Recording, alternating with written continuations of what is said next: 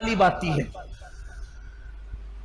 किसी भी मुसलमान और मोमिन को तकलीफ में देखो, हमने कोई उस पर डिस्कस नहीं करना, बस ये दुआ करना अल्लाह इसकी मुश्किल आसान कर दे और हमें इस मुसीबत से बचा ले। जो लोग नाबीना हो जाएं और मुसलमान है, जो नाबीना हो जाए मुसलमान है, या पैदाइशी नाबीना हो या बाद में अंधे हो जाए बुढ़ापे की वजह से या किसी मर्ज की वजह से, किसी तकलीफ की वजह से, उनके लिए बशारत यह है कि औरों के लिए अल्लाह तबारक व तआला कभी कभी तजल्ली फरमाएगा, यानी कभी कभी पर्दे उठा करके उनको अपना दीदार कराएगा। लेकिन जो नाबीना हो गए थे, अल्लाह फरमाएगा मैंने तुमसे आंखें छीन ली थी और तुमने उस पर सब्र किया था, अब जब तक तुम चाहते रहोगे मैं तुम्हें दीदार अता करता रहूंगा। हेलो दोस्तों, संध्या रिपु ईशान के चैनल पे दोस्तों आपका एक बार फिर से स्वागत है। तो दोस्तों आज हम लोग बहुत दिनों के बाद वीडियो बना रहे हैं। आपको पता ही होगा इस चैनल पे 6 महीने से मेरे ख्याल से वीडियो नहीं आ रही थी दोस्तों। तो दोस्तों आज की जो वीडियो होने वाली है वो टॉपिक का नाम है दोस्तों, जो अल्लाह है वो हम इंसानों पर मुसीबत क्यों डालता है, और अगर डालता है तो उसका रीजन क्या है। और अगर दोस्तों आप जानते हैं तो ठीक है, दोस्तों नहीं जानते तो आइए दोस्तों इस वीडियो को देखते हैं और एंड तक देखते हैं। और इस वीडियो से हमारे को बहुत कुछ अच्छी और नेक बातें सीखने को मिल सकती है। सैयद अमीनुल जी की ये वीडियो है जिस पर हम रिएक्ट करने वाले हैं दोस्तों। तो स्टार्ट करते हैं इस वीडियो को। अल्लाह के रसूल अलैहि सलाम से पूछा गया कि या रसूल अल्लाह सल्लल्लाहु अलैहि वसल्लम, अल्लाह मुसीबतें किस पर डालता है, अल्लाह तकलीफें किस पर डालता है? तो मेरे आका अलैहि सलाम ने फरमाया सबसे बड़ी आजमाइश और मुसीबत अगर किसी पर आती है तो वो पहले अंबियाए किराम पर आती है। अंबिया से बढ़कर कोई मुसीबत में नहीं रहता। हम लोग किसी पर मुसीबत देखते हैं तो बोलते ओ ये तो इसको किए की सजा मिल रही। अगर किसी को कोड़ हो जाए, कोई कोड़ी हो जाए, कोड़, किसी को जुजाम हो जाए, कोई नाबीना हो जाए, अंधा हो जाए, तो लोग उसके बारे में मजहबी महफिलों में भी डिस्कस करते हैं कि उसको उसके किए की सजा मिल रही है। अल्लाह से माफी मांगो, ना कहा करो। उसकी वजह यह है अगर वो मोमिन है, अगर वो मोमिन है और कोड़ी हो गया, जुजामी हो गया, है मुसलमान, तो अल्लाह तबारक व तआला उन लोगों को उस वक्त जन्नत में दाखिल फरमाएगा। अभी तक लोग कब्रों से कुछ उठे होंगे, कुछ उठने वाले होंगे, उससे पहले अल्लाह उनको जन्नत में दाखिल फरमाएगा। मैं अभी हदीस पढ़ूंगा उस पर आपके सामने। इसलिए किसी मुसलमान की तकलीफ पर कोई डिस्कस ना किया करें, किसी मुसलमान की मुसीबत पर कोई, कुछ लोग नाबीना होने पर भी कोई अंधा हो गया, अच्छा था अंधा हो गया, उस पर मजाक उड़ाते हैं। मजहबी हल्कों में बाज़ाब्ता स्टेजों पर मजाक उड़ाया गया उन बुजुर्गों का जिनको आखिरी उम्र में लंबी उम्र होने की वजह से या ज़ौफ होने की वजह से आंखों की बीनाई चली गई थी। क्या क्या उनको नाम दिए गए, हालांकि लोग ये भूल गए कि हिब्रुल उम्मा, रईसुल मुफस्सिरीन सैयदना अब्दुल्ला इब्ने अब्बास रदी अल्लाह तआला भी आखिरी उम्र में नाबीना हो गए थे। लोग कहते हैं अपने किए की सजा भुगत रहे, मैं कहता हूं इब्ने अब्बास ने क्या किया था। हजरत जाबिर इब्ने अब्दुल्ला अंसारी, जिनके घर हुजूर अलैहि सलाम की दावत मशहूर है, आखिरी उम्र में वो नाबीना हो गए थे। कई सहाबा के नाम लिए जा सकते हैं जो आखिरी उम्र में नाबीना हो गए थे। लेकिन यहां तो बस इल्म नहीं है, बल्कि अगर कुछ पढ़ा, हमने कुछ पढ़ भी लिया है तो हमारे इल्म पर हमारी जिहालत गालिब आती है। किसी भी मुसलमान और मोमिन को तकलीफ में देखो, हमने कोई उस पर डिस्कस नहीं करना, बस ये दुआ करना अल्लाह इसकी मुश्किल आसान कर दे और हमें इस मुसीबत से बचा ले।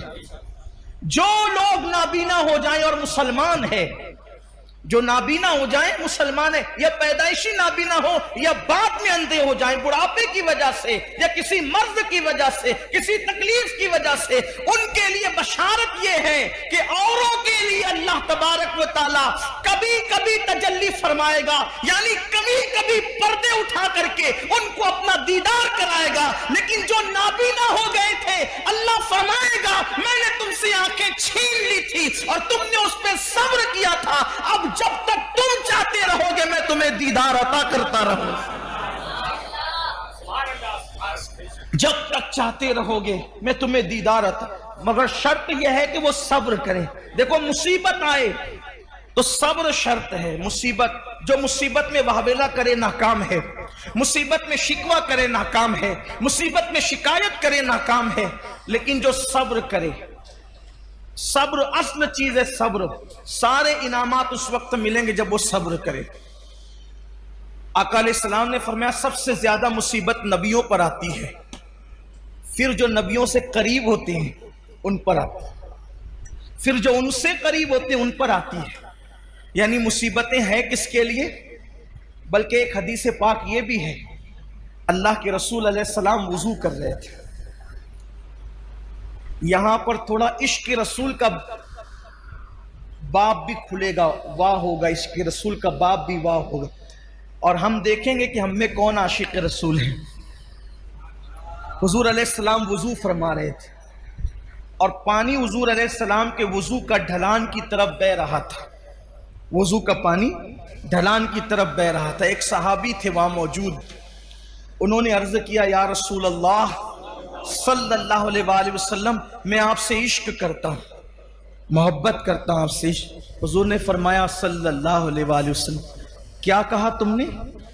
हुजूर मैं आपसे इश्क करता हूं। करीम आका जिसके कान लाले करामत है, दूर और नजदीक के सुनने वाले वो कान लाले करामत पे लाखों सलाम। हुजूर अलैहिस्सलाम ने तीसरी बार पूछा, क्या कहा तुमने? हुजूर मैं आपसे इश्क करता हूं। आका फरमाते हैं, तो अगर तू वाकई मुझसे इश्क करता है तो मुसीबत और आजमाइशों के लिए तैयार हो जा, क्योंकि जो हमसे इश्क करता है अल्लाह उस पर मुसीबतों के दरवाजे खोल देता है, अल्लाह उस पर तकलीफों के दरवाजे खोल देता है। हमसे मोहब्बत करने वालों पर आजमाइश और मुसीबतों के दरवाजे इतनी तेजी से खुलते हैं और मुसीबतें उसके पास इतनी तेजी से भाग भाग कर आती है, जैसे ये वुजू का पानी तेजी से ढलान की तरफ गिर रहा है, वैसे मुसीबतें तेजी से उसके पास आती है। अब आप मुझे बताएं, जब हम आशिक ही बने हैं, जब हमने इश्क का दावा ही किया है, तो फिर हम मुसीबतों से घबराते क्यों हैं? हम बलाओं से घबराते क्यों हैं? इसलिए कि मुसीबतें तो आशिकों के लिए है, मुसीबतें तो महबूब से मोहब्बत करने वालों के लिए। आप देखें, जिसको हम मुश्किल कुशा कहते हैं, पूरी जिंदगी मुश्किल में गुजरी, जिसको इब्ने मुश्किल कुशा कहते हैं, ए दिल बगीर दामने सुल्तान औलिया, यानी हुसैन इब्ने अली जाने औलिया। फिर उनकी मुसीबतें देख ले, फिर सैयदा ज़ैनब पाक की मुसीबतें देख ले, फिर जनाब गाजी अब्बास की मुसीबतें देख ले, फिर इसी तरीके से औनो मोहम्मद की मुसीबतें देख ले, फिर सैयदा सुकैना की मुसीबतें देख ले। इसी तरीके से जो है अल्लाह अकबर, सैयदा बीबी पाक सैयदा फातिमतुज़ ज़हरा की, उनकी खुद की मुसीबतें देख ले। हमारे बुजुर्गों ने फरमाया 40 रातें किसी पर ऐसे गुजर जाए, 40 रातें किसी पर ऐसे गुजर जाए कि उस पर कोई मुसीबत ना आए, वो अपने ईमान की खैर मनाए, वो अपने ईमान का एहतिसाब करे 40 दिन के अंदर। अब उसको इमाम अहले सुन्नत ने बहुत खूबसूरत अंदाज से मुज़य्यन किया। फरमाया 40 रातों में तीनों में से कोई एक आना चाहिए, इल्लत, ऐन से इल्लत, और से किल्लत, वाल से जिल्लत।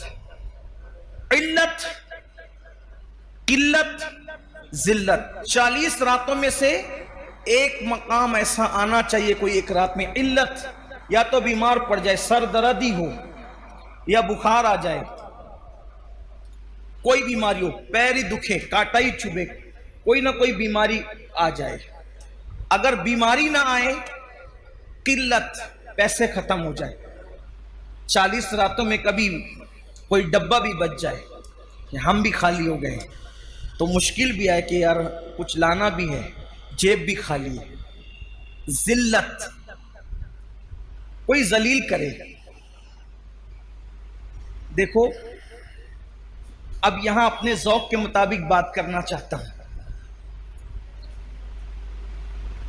कोई आशिक हो और जलील ना हो, मुझे उसके इश्क में शक है। क्यों? इसलिए कि दीवाना ही तो जलील होता है। दीवाना ही जलील होता है, फरजाने थोड़ी जलील होते। फरजाना तो कपड़े संभाल के चलता है, उसकी स्त्री फरजाने की समझाने के लिए कह रहा हूं, उसकी इतनी टाइट रहती है स्त्री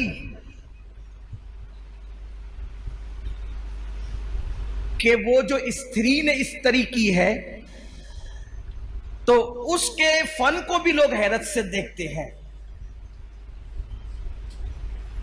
वो बैठता इतने अदब के साथ है कि उसकी अदाएं काबिले तारीफ होती है। फरजाना खाता इतने नजाकत के साथ है कि उसका खाने पर भी डिस्कस होती है कि क्या अदब का अंदाज है। लेकिन जलील किसने होना है? दीवाने ने। इसके तो बाल ऐसे, इसका तो लिबास ऐसा, इसका तो गुफ्तगू का समझाने के लिए कर। दीवाना ये दुनिया का दीवाना है जो जलील होता है। अरे जो दुनिया की मोहब्बत में दीवाना हुआ जब वो जलील होता है तो जो सबसे बड़े महबूब आजम, महबूब रब्बे अकबर, सारे अंबिया के खुदाओं का, सारे अंबिया का खुदा, माफ कीजिए खुदाओं, सारे अंबियाओं का खुदा, सारे नबियों का खुदा, सारे रसूलों का खुदा जिससे प्यार करे वो मोहम्मदुर रसूलुल्लाह। अब कोई उनसे प्यार करे, कोई उनसे इश्क करे, तो फिर आप मुझे बताएं वो जलील ना हो, वो रुस्वा ना हो, तो फिर वो आशिक कैसा? हेलो दोस्तों, तो कैसी लगी आपको ये वीडियो और आपने इस वीडियो से क्या सीखा? जैसा कि मैं जानता हूं दोस्तों और मैंने देखा है कि हिंदू धर्म के जो पंडित होते हैं, जो भी होते हैं, आपने देखा ही होगा, वीडियो भी आती है उनकी भी, तो वो लोग जैसे कोई इंसान जाता है और पूछता है कि गुरुजी आप ये बताइए कि मैं इस जन्म में ऐसा क्यों हूँ, मेरे हाथ क्यों नहीं है, मेरे आंख क्यों नहीं है। तो हिंदू धर्म का जो पंडित बोलता है या कोई जवाब देता है, मेरे हिसाब से मैंने ज्यादातर यही जवाब सुना है कि पिछले जन्म के कुछ ऐसे पाप होते हैं जिस कारण इस जन्म में हमें ये भोगना पड़ता है या हमारे कर्मों का भोग होता है। और जैसा कि इन्होंने जवाब दिया है, बताया सैयद जी ने, इन्होंने बोला है कि जिससे हम प्यार करते हैं, अगर हम प्यार करते हैं भगवान से, तो जो भगवान से प्यार करता है या जो अपनों से प्यार करता है उसी को सबसे ज्यादा दुख होता है। अल्लाह से प्यार करने का मतलब आपको दुख मिलेगा। जैसे कि आप माँ बाप से प्यार करते हैं, सबसे ज्यादा प्यार माँ बाप से करते हैं, 2 बच्चे हैं या 5वें बच्चे हैं, तो जो ज्यादा प्यार करता है उसी बच्चे को ही ज्यादा दुख मिलता है, और जो प्यार नहीं करता है उसको सबसे ज्यादा खुशी, ना दुख ना खुशी, और वो अपनी मस्ती में झूम रहा होता है। तो मेरा इनसे बहुत अच्छा सीन बना है और मेरे को समझ ये आया कि इनका जवाब मुझे बहुत अच्छा लगा, क्योंकि जरूरी नहीं है कि आपका हाथ पैर नहीं है तो आप पिछले जन्म का कोई पाप का सजा मिला है। मेरे हिसाब से भगवान ने उसको शक्ति दी है, वो झेल सकता है, इसीलिए उसको अंधा बनाया है। वो अंधा होने के बाद भी सब कुछ समझ सकता है और अपनी जिंदगी को जी सकता है, इसीलिए उसको ही अंधा बनाया है। और दूसरे को क्यों नहीं बना दी? क्योंकि उसे पता है वो झेल ही नहीं पाएगा। मतलब अगर उसका इम्तहान चल रहा है तो कल अल्लाह भी उसके लिए झुकेगा और कहेगा तुमने अपने जो मैंने कमियां दी थी फिर भी अपनी जिंदगी को एक अच्छे तरीके से निभाया, जैसे एक आम आदमी निभाता है और चलता है।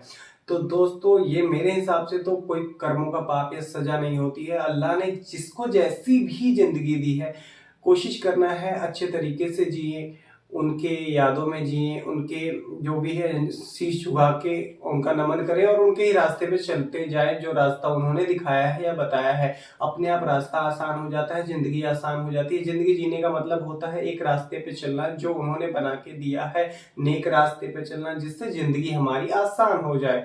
जिंदगी भले ही 2 दिन की होती है, लेकिन आप अपने हिसाब से चलोगे तो वो 2 दिन की जिंदगी 2 साल की हो जाएगी। आप सोचोगे कब ये समय बीतेगा, लेकिन सही और आसान रास्ते पे चलेंगे और अल्लाह के बताए हुए मार्ग पे चलेंगे तो जिंदगी भले ही 10 साल की होगी और आपको लगेगा 1 दिन में खत्म हो गया। तो दोस्तों अगर ये वीडियो आपको अच्छी लगी तो लाइक शेयर कमेंट कीजिए, और ये 6 महीने के बाद हमने वीडियो बनाया, अगर वीडियो अच्छी लगी तो लाइक कीजिए, और प्लीज दोबारा से हमारे साथ वीडियो पे रिएक्शन देने आइए। हमारी रोज 1-2 वीडियो आएगी, एक सुबह आ जाएगी 7 बजे और एक शाम को 5 से 6 बजे के बीच में। तो दोस्तों अगर वीडियो अच्छी लगे तो प्लीज लाइक करके जाइए और हमें फिर से पिछले पुराने वीडियो के जैसा ही प्यार दीजिए। ओके दोस्तों, बाय।